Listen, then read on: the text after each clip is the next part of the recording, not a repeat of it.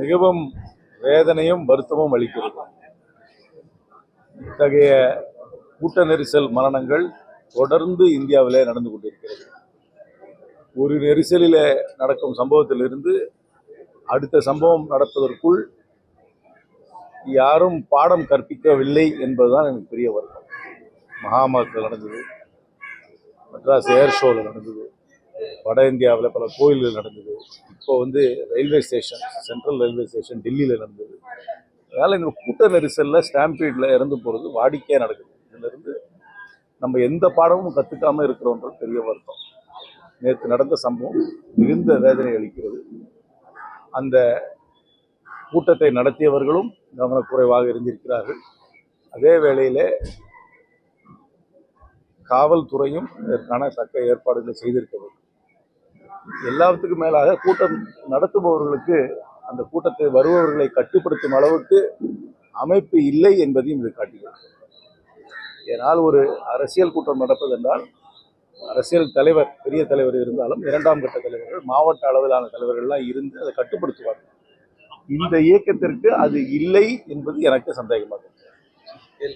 ஆளும் கட்சி கூட்டமாக இருந்தால் காவல்துறைக்கு அதிக பாதுகாப்பு, மற்ற கட்சிகளுக்கு பாதுகாப்பு எடப்பாடி சரி, அப்படி அவர் ஃபீல் பண்ணாருனாக்கா அது ஒரு என்கொயரியில் வெளியே வரணும்.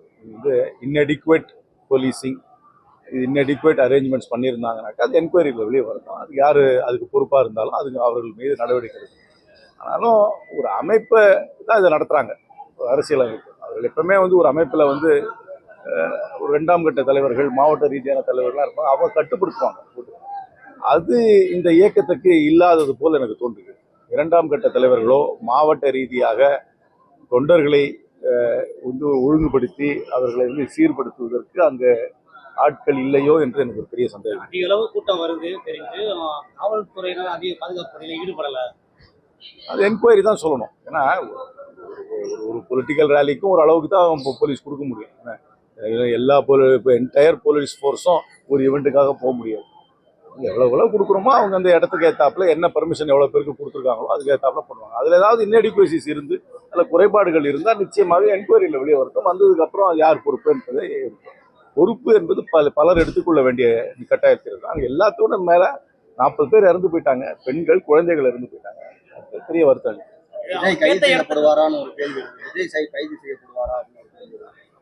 அது அப்படி எனக்கு ஒன்றும் படலை. என்கொயரி வரட்டும், யார் பொறுப்பாக இருக்குன்னு பார்த்தோம் பண்ணுவோம்.